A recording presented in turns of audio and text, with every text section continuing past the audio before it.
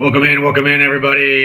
This is the Fantasy Blitz podcast, powered by Sports Lounge Media, sponsored by the mobile brand. Tonight we are covering the entirety of the combine. Okay, we're gonna ride this one solo. We got nobody on tonight, so I hope you like to hear my voice. But listen, over 300 plus prospects had just participated in one of my favorite events of the year, the NFL Combine. I religiously watch this. I do research on it. I follow several scouts. I get the inside. I just this is the type of season that I love. I love the NFL. I love the end game. I love the Super Bowl, right? But the off season to me, the trades, the combine, the draft process, the free agency, it's what builds us up, right? It's what helps build the team into further success down the road. That's what we want to do. But right now we're focused on the combine, right? There's been a few trades, but we'll talk about that come Sunday in a general episode. Like I said, tonight we are solely focused on the combine. And what I'm going to do is I'm just going to take some just some theories that I had seen. Okay, now all of this is just off game tape. This is not interviews. This is not anything off field. This is on the field, what I've seen with my own two eyes. And here we are. So, first things first, let's talk about some people that may have been first round talent, may have been early second round talent, but these guys, their stock skyrocketed. Okay, just by the combine. First off, John Connerly Jr., tackle out of Oregon. He's not the biggest tackle, right? He's only 6'4", 311, and he's got short arms. We'll talk about a few tackles like that this week, and a lot of these tackles, guys, they are not taking no for an answer. A lot of them have been asked to move to guard in the NFL, and a lot of them are saying, watch my tape. My tape says it all.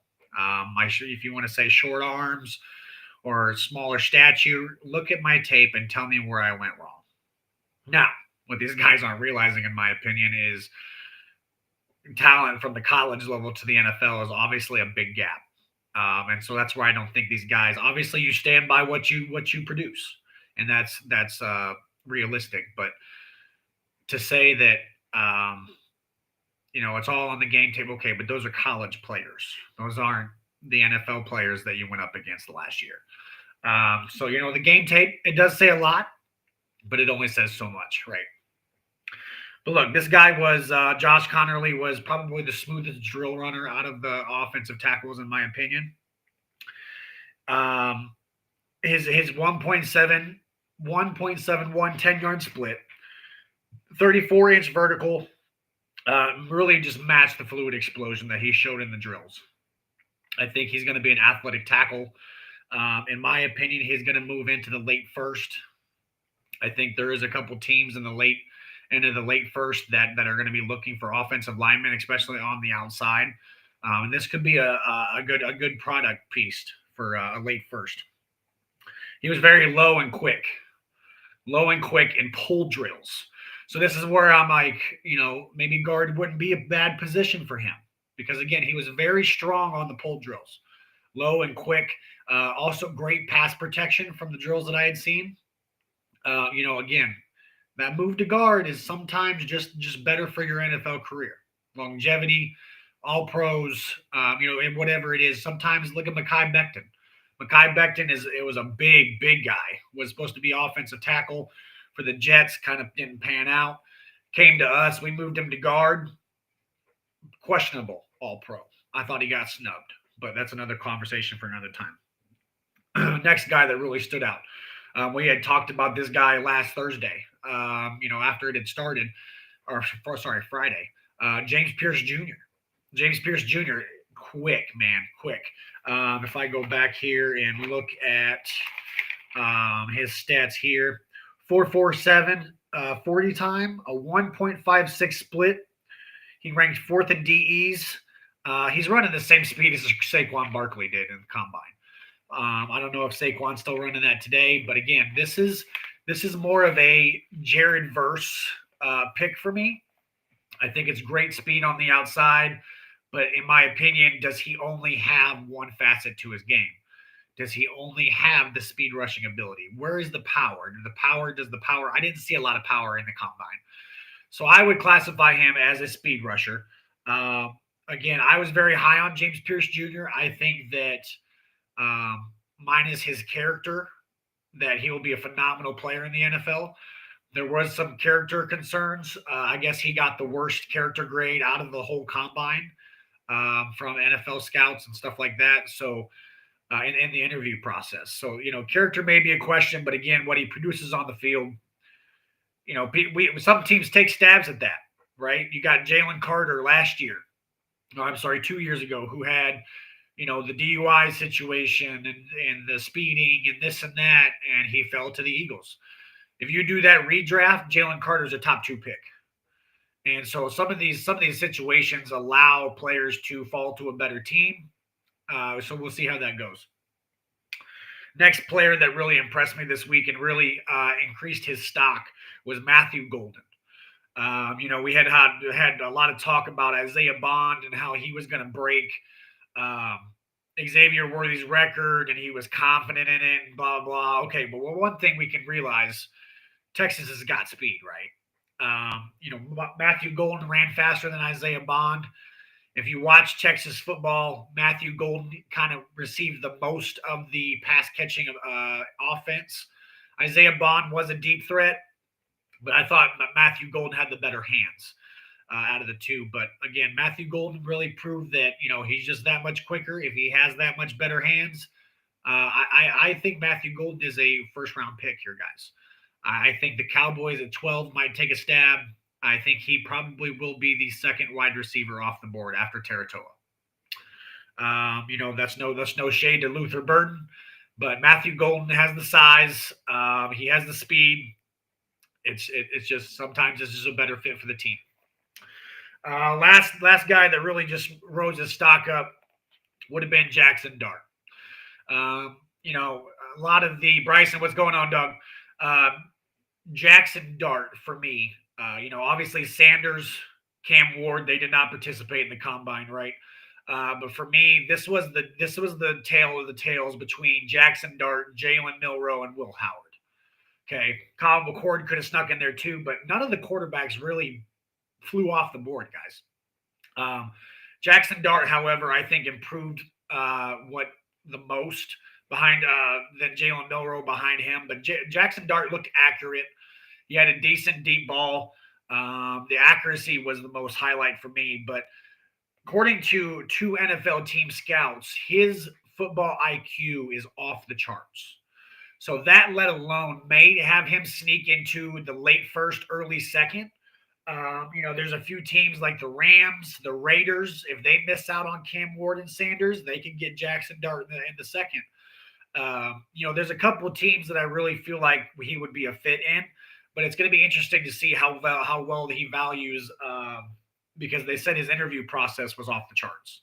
So I think him and Jalen Miller, we'll talk a little bit about later, but I think they've really came into developmental pieces in the NFL. A couple of years out for sure. So we'll get right into it, man. Just like I said, I just basically wrote down things I took from the combine as it went from Thursday till Sunday. Just kind of wrote things down that I had noticed. Again, Sunday I didn't really do a lot of watching. The quarterbacks did not impress me. Again, Jackson Dart was the highlight of the day, but we'll just go and get started. So things I learned from the combine, right? Number one and foremost, Texas Longhorn wide receivers can run. And we just got done talking about Matthew Golden, a 4.29. Again, his stock rose nicely. Bond kind of disappointed everybody with all the talk. And that's kind of when your mouth, does the talking before your feet do the walking, right? He was very confident in producing record-breaking 40 times, beating his ex-teammate. I'm sorry, not ex-teammate because he transferred from Alabama. I apologize. But ex-Texas Longhorn, Xavier Worthy. He had a 4.4, which obviously we all know Xavier Worthy 4.21 last year is the record currently. So again, before you do the walking, his mouth did the talking, and obviously that may be a character issue. You got to be confident, but you can't be too confident. So for Texas Longhorn wide receivers, 4 wide receivers have ran a 4.4 or less while topping 23.5 miles an hour over the last 2 years.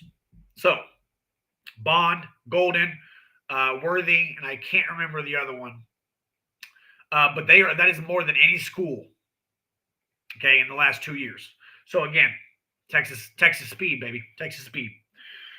Number 2, running backs. They really put up eye-popping numbers for me. Obviously a big name that kind of hit the combine. Well, a small name before, but now a big name is going to be Bashul Tutin. I hope I'm saying that right. But out of Virginia Tech, the running back, he ran the fastest 40 out of the running backs. Nearly almost hit the NFL Combine Triple Crown, which would be the 40-yard dash, the vert, and he was second in the broad jump. So that's where that Triple Crown was nearly. But had a great combine overall, man. And only in 35 starts in his college career has had 52 touchdowns and 3,600 yards. So, I mean, the production is there for sure. 4.3240. His first attempt was actually a 4.38. So, I mean, he wasn't obviously clearly satisfied with his first attempt, came out, turned the jets on, and ran a 4.32. Now, that is the same speed that Devin Achane had ran last year or 2 years ago, whichever year he was drafted. I'm sorry. I think it was last year. But he has Devin Achane speed. If you watch NFL, obviously you know Achane has got speed. Miami's running back. So that's something to look forward to. His vert ranks top 15 running backs since 2013. So he's got bunnies. His hops are off the charts, guys. And 6 overall out of all positions this year. Now, obviously, corners usually have the top verts, but a running back being 6 overall, it's pretty impressive. Not to say much, but out of all of these running backs, Tootin was the heaviest at 206 pounds, and ran the fastest. So that says something, right? Another guy that stood out, Quishon Jungans, had the best broad jump, 6th best since 2013. I think it was just a little over 11 feet. Another couple 40 times that really stood out, Jadon Blue, guy out of Texas. Again, Texas speed, 4.38. I think he should be a second, third round pick. I think his stock kind of rose just a little bit. Brashard Smith, 4.39, and R.J. Harvey, 4.4. Moving on. Milroe and Dart. They make some noise on Sunday. Again, no quarterback overperformed by a lot. Nobody really tore up the charts, kind of like Bo Nix did, or kind of like Josh Allen did when he came in the combine. Nobody lit up the combine. But there was enough moments for both of these guys to be developmental pieces in the NFL, like I said. Milroe probably has the better arm talent. He showcased his arm talent on the deep balls, had some pretty accurate ones. Dart was accurate, but arm wasn't as strong. Milroe struggled with intermediate throws. Kind of inside the numbers, medium routes, about 10 to 15 yards in. He just really struggled on accuracy. Also, his hand size. His hand size is on the smaller size. 9 inches your typical floor for a quarterback, and his is 9 3/8. So again, small hands. He decided not to run the 40. So I think he will possibly do that at the pro day. But again, Alabama has pro day coming up. A lot of these schools have pro days coming up. So that's something that we'll be watching. A little bit of good news on the good end news. Josh Simmons is way ahead of schedule in rehab on his torn patellar tendon. He is looking forward to again, ahead of schedule. He was not planning this, but now he is planning a pro day mid-April before the draft um, to really showcase. Again, he was a top 10 pick outside of an injury. So this will be a big day for him to really show that the injury didn't do much to his stock and that they can still use a first-round effort on him. We're going to talk about a couple tackles here coming up, guys. A lot of these tackles are smaller in size. They have been asked to move to guard. A lot of them are okay with moving to guard, but again, a lot of them are sticking to their game tape. They're sticking to their performances in college. Will Campbell, his arm length questions, right? But again, measurables do matter to some coaches, to some scouts. Measurables, if you just don't have a Jeff Stoutland, if you don't have a great offensive line coach, you have to get measurables. You have to get size. So, where I picture Will Campbell was, if you remember a couple of years ago, we had a guy called Peter Skoronski come out of TCU, I want to say. I believe that's right. I think he was a Horned Frog. He went from tackle to guard in 2023 and has been great for the Tennessee Titans.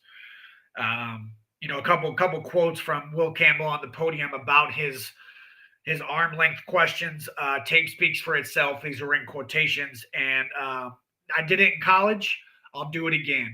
And that was in regards to the questions and the just the questions surrounding his arm length.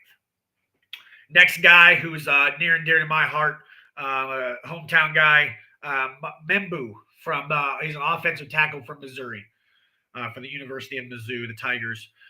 He's going to be a star to watch, man. He really impressed me in the combine. I think he proved that he is a first round talent, in my opinion. Typical tackle is at least 6'4". He's a little bit on the short end, 6'3" 3/4. He is right there on the borderline, and that's kind of his point. He's like, height's never really been an issue, and kind of just look at my game tape type deal. Again, tackle to guard rumor. He is up for it if that's what it takes. Guys, this tackle ran a 4.840. Only 2 tackles have been faster in the last 20 years. Taron Armstead and Lane Johnson. Good company. Next guy, Kevin Banks Jr. Does he go to the inside? He had said that 6 out of 19 teams that he had met with asked about willingness to move inside. 49ers spoke the most high interest at 11. So again, the 49ers definitely need offensive help. Trent Williams is not getting any younger, so they definitely have to look at offensive line here in the first round. Moving on from tackles, we're going to go to the corners. The corners brought spotlight-worthy speed, guys. For me, Maxwell Hairston out of Kentucky. He ran a 4.28. He had a top speed of 24.25. That's fast. That's quick, guys. He's the 5th fastest in the last 3 years overall, and the 2nd by any corner in the last 3 years. Darren Porter ran a 4.3. He's a little bit bigger in size, so we may say that's a little bit more impressive than what Hairston has. But Hairston's long. Hairston's got a reach. And then another guy that really impressed me was Tulane's Caleb Ransall. He ran a 4.33, and he had the highest vertical. Again, corners, guys, when we look at verticals, we look at speed, right? And we look at the way they turn their hips and the drills. All 3 of these guys really impressed me. I think that, a lot of them won't be first-round picks. I think the corners in the first round will be, your Travis Hunter, obviously, your Will Johnson, your Jahdae Burton. But outside of that, man, there's going to be a lot of defense on the defensive line. There's going to be a lot of couple quarterbacks. There's going to be some wide receivers, a lot of offensive line. So I don't see a lot of corners going in the first round. but they definitely definitely helped their stock. Listen, the guy that probably impressed me the most out of this whole combine, the whole 4 days, was Nick Imanawara. I hope I'm saying that right because he deserves it. But this guy's look, guys. This guy is DK Metcalf at safety. It's quite scary, honestly. The guy has the utmost confidence. It's kind of borderline cocky confidence, but I like it. A quote for him, and again, this is in quotations. A safety like me has not come through this league in a long time. A lot of size, a lot of speed, and a lot of ability. I like the confidence. 6'3", 220 as a safety. That is a massive frame, guys. Massive. As we had touched on pre-combine, this is one of the guys that I see going to Seattle at 18. I had this guy as a first round talent before the combine. I think he has solidified that he is a first round talent. First and vertical again for a safety, 43 inches is insanity. The dude is an athletic freak. Broad jump was 11.6. That was first. He ran a 4.38, which was second. Marquise Styles out of Kansas State ran .01 faster than Nick. These are some of the top wide receivers in their 40 times.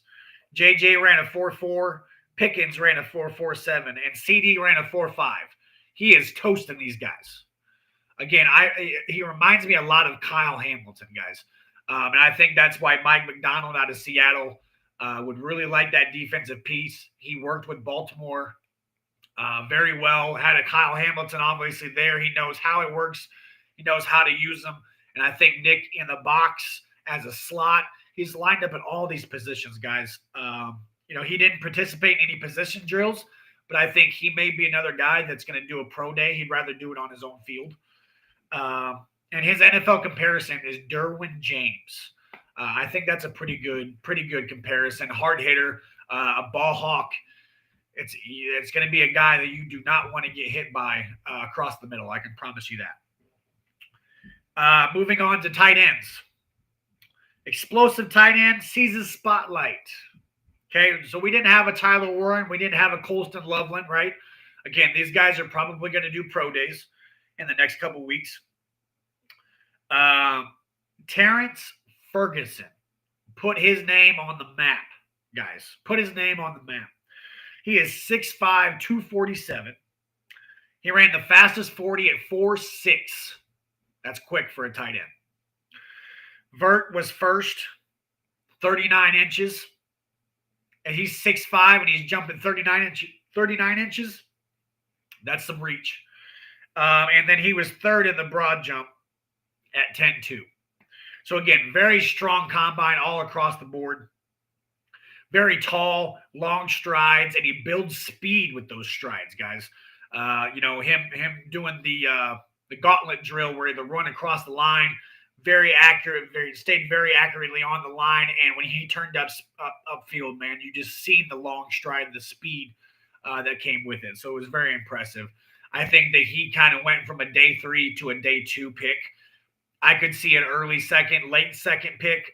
There is some needy tight end teams. So he definitely put his name on the map.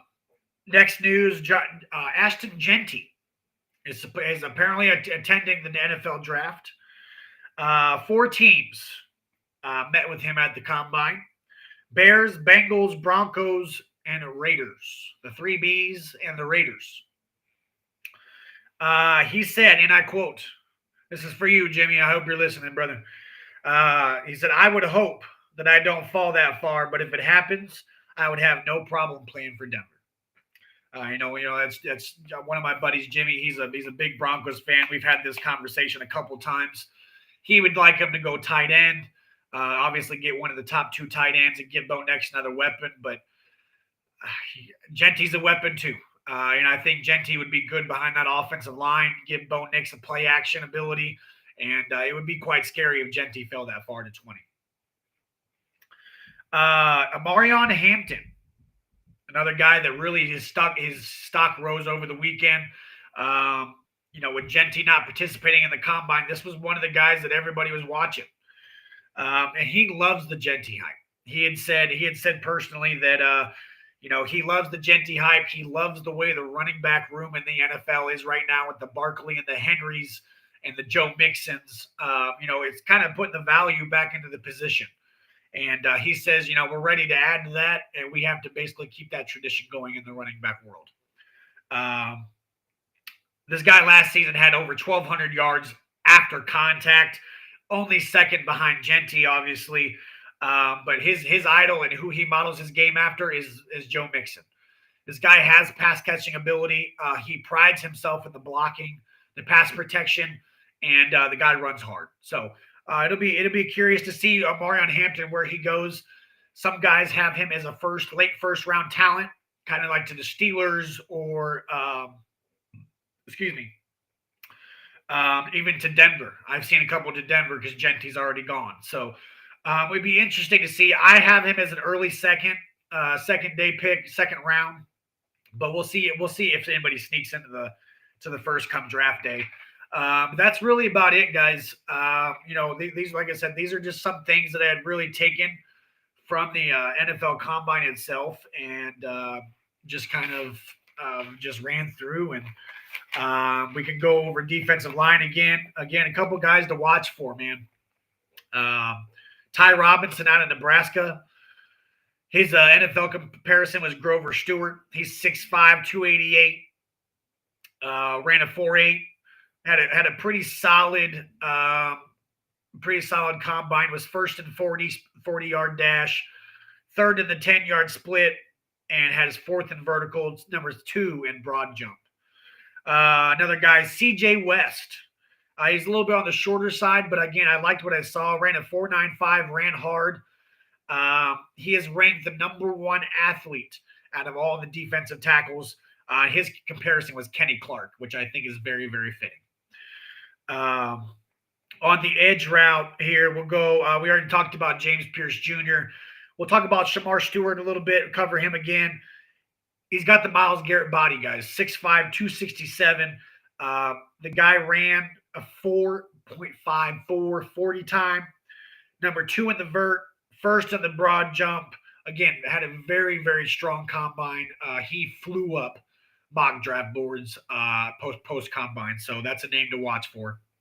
In mid first, I would say 18 to 22. I would say would be a solid pick. Another guy, Landon Jackson, which I hope falls. Him or Pierce Jr. I would be very ecstatic for the Eagles at 32 if we decide to keep that pick. But 6'6", 264. The guy is a big frame. First in the vert, 40.5 in the vertical. He still ran a 4.6, 4.68, which wasn't bad. Second in the broad jump. His NFL comparison was Jalen Phillips, which I also kind of like. He was very, very, very aggressive in the bag drill. I mean, his power emerged once they got to the bag drill. Again, he is first in athleticism and the DE in the edge department. And again, 9th ranked overall. He had the top speed at the 10-yard split. The guy is quick off the jump. Let's see here. Stewart's 1.58 10-yard split, tied for second fastest by any defender, over 265 pounds over 15 seasons, which last one was Nick Bosa. So you kind of see what Shamar Stewart did for his stock, and obviously it rose. Like I said, I would say maybe even like a 15 to 22 range would be a solid pick. C.J. West, we had talked about how hard he just ran. 4.95 40. He reached 20 miles an hour and became the 9th DT, the 9th defensive tackle to weigh 315 and run a sub 5.0 since 2003. So, again, we're going to be looking for a lot of these guys doing pro days coming up. I just wanted to hop on here and give you guys a lowdown on if you didn't catch the full effect of the combine, or if you just kind of wanted to go from an X's and O's point of view. But Just wanted to kind of give you guys the lowdown of what was transpiring, and yeah, so I appreciate everybody coming in, and if you would deeply appreciate it, look us up on all platforms, guys. Facebook, TikTok would probably be the number two, followed by YouTube. We usually on episodes that I like people to go back to or to rewatch or watch several times, I will upload on YouTube and Facebook. I go from a website, but other than that, man, if we're just doing a quick talk, we kind of just go on TikTok sometimes. So again, TikTok, Facebook, and YouTube, those are the kind of the three big platforms for us. As you can see, we got the new polos. I'm excited about that. We're excited about the way that the direction that Sports Lounge Media is going in the next NFL season. We should all have our NFL credentials by the NFL season start, which you'll see more content from us. We're going to games, going to media events. Me and Sunshine State Eagles. I'm sorry, bro. Look him up on TikTok, Facebook, and YouTube as well. We are heavily thinking about going to the NFL draft this year. So we're excited about that and possibly where that can take us. So again, follow us on all platforms, guys, to get that content and to get you the best information that we can. That's at Sports Lounge Media. So again, appreciate everybody dropping in. We are powered by Sports Lounge Media and sponsored by the Mobile Brand. And here at Fantasy Blitz Podcast, we